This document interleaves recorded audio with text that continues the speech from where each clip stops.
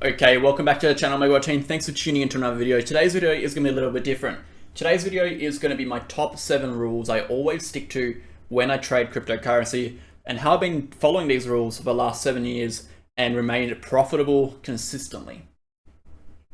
So first and foremost, these rules may not suit everyone. Everyone has their own set of rules and criteria when trading, but these are the rules I have stuck to, and I attribute a lot of my profitability as a trader to following these rules.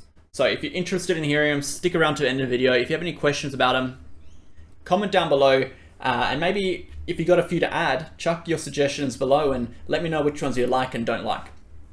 So rule number 1, if my first trade of the day is a loss, I do not continue to trade for the remainder of the day. And I feel like this is a very, very important rule that a lot of people don't follow, particularly identifying whether or not you have a problem with revenge trading. A lot of traders have a problem with revenge trading. They'll trade, they'll lose, and then they'll be like, okay, I need to make my money back. I need to jump back in the market and my next trade will be a win. And they have this gambler's fallacy, which is they believe, if I lose 5 in a row, I'm bound to win the next one. And they do this over and over and over. And little do they know, every time they lose a trade, they get a little bit more emotional. They get a little bit more emotionally attached. They get a little bit more disconnected, and they start making irrational and quick decisions. And this leads to a scenario where you have snowballing losses. And before you know it, by the end of your couple hours sitting there trading, you've turned a small loss, which you would have originally had, into a loss 4 or 5 times the size of what that loss should have been. And now you're in a position where it's like, well, I wish I just stopped trading. And if you're a person who's done this before, who experiences this scenario, this is a rule that 100% you need to follow. And I'm going to admit, when I first started trading 7 years ago, this was something that I struggled with, which was revenge trading. So I developed this rule and I put it in place, and almost immediately, it completely fixed that scenario. And I woke up and I realized that every day is a new day in the market. Every day has opportunity. If you miss one day, it doesn't matter. The next day is going to have opportunity. So there's no rush. A lot of people feel like they need to trade every single day, day in, day out, day in, day out, because they feel like they're in a rush. There is no rush. Take your time, wait for trades to come for you, and be confident in your decisions. Rule number 2, I very rarely manually sell during trades. And the reason being is because I understand human psychology can interfere with profits, particularly in a fast-paced environment.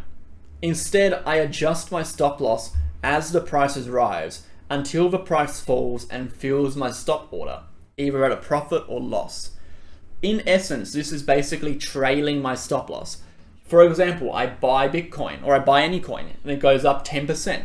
I will move my stop loss from maybe a negative 3% up to a positive 2%. So no matter what happens, even worst case scenario, if it crashes, I have 2% profit that I've secured. And I do this as the price continues up. And I will move my stop loss and place it below either major areas of resistance or support, if it's broken critical structures, or just below critical support lines. And that is how I trade.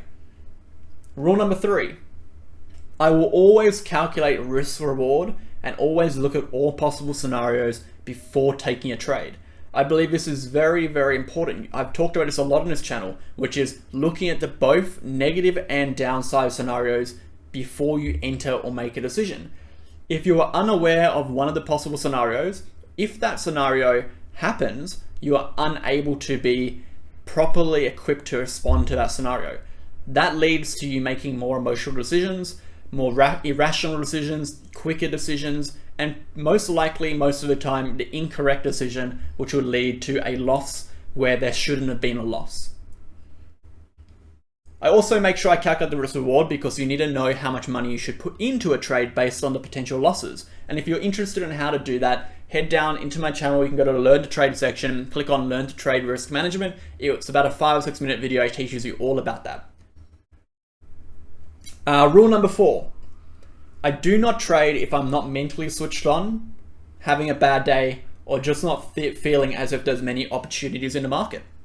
And there's a few reasons why. If I'm not mentally switched on, say for example, I haven't had enough sleep, or I've had a bad day, or I'm just feeling down, I'm generally going to be either higher in emotions, and sometimes you don't actually realize these things. You're either higher in emotions or you're more quick to act. And in the market, quick acting and emotional trading punishes you.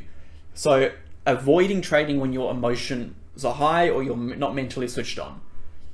Also, if I don't feel like there are many opportunities in the market, for example, Bitcoin's just heading down and everything's heading down, and I'm not short trading, I want to take a longs only, I don't think there's a lot of opportunities, I just stay out of the market for the day and just wait. There's no point trading out of boredom. Trading out of boredom or trading into a downtrend is not profitable. Just wait until the downtrend is over, trade the next day.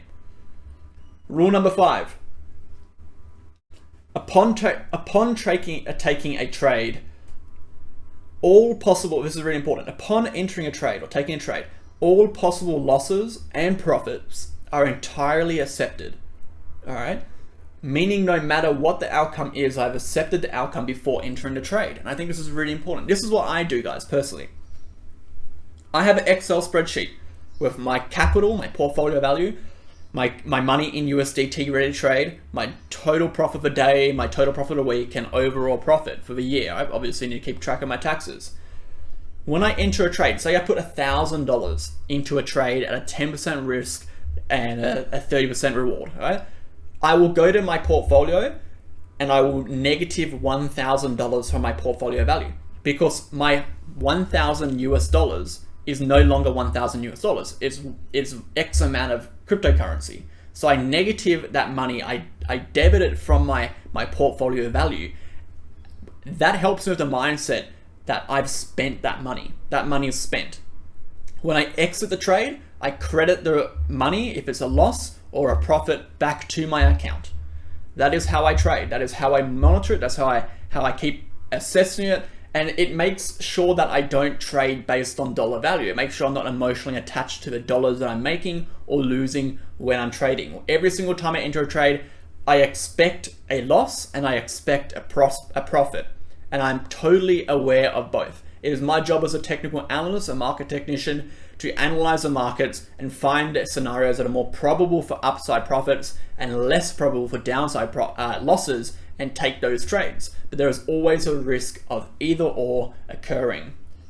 Rule number 6, probably the most important rule here, guys, especially for breakout traders, which is a breakout trader is someone who buys on breakouts. This is very, very common trading technique for people who are relatively new to cryptocurrency, new to the market, or have increased tendencies to buy on FOMO.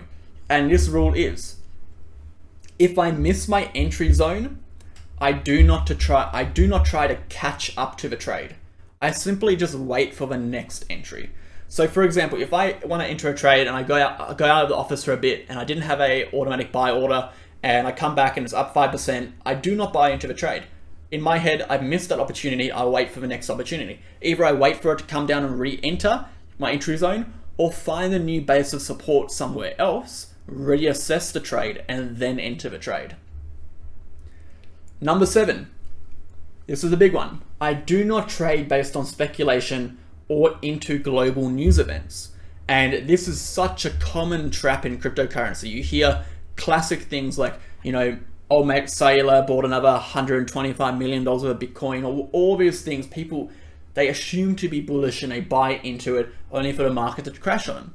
Always wait for these big global news events or just news events in general to pass, assess the market, and then enter. Don't enter in the assumption of what is going to occur because you're not always going to be right. And finally, guys, number 8 is I do not trade low liquidity coins or coins that have little to no historic data that can be analyzed to predict future movements or strength at the current price. This one's quite simple. I don't think I need to explain it too much. If the coin just came out, I'm not going to be putting a lot of money into it. I'll probably will stay away from it altogether. At the end of the day, I am a market technician. I'm an analyst. All my predictions are based off historic price action. That is not looking at fractals, but that is using historical data to predict the future value of the assets. So trading based on that, in my eyes, just becomes gambling. And if I wanted to gamble, I just go to the casino. It doesn't mean you can't get lucky. It doesn't mean you can't make money. It's just not what I do. So guys, I hope you enjoyed this video today. If you have any questions, leave them down below. Like I've said, let me know down below. which of these rules do you follow, which you don't follow, which you would like to follow, and let me know which rules you currently follow that are not on the list. I want to hear what you guys have to say. I want to hear what rules you guys like and what helps you guys stay in check, keep making profit, and on top of the market. With that being said, guys, you can follow us on Twitter, Telegram, and YouTube, of course. Links in the description to the VIP and links in the description to our Crypto Academy trading course where you can learn how to become a trader in as little as 10 weeks. If you've got any questions, leave them down below and I'll catch you in the next video.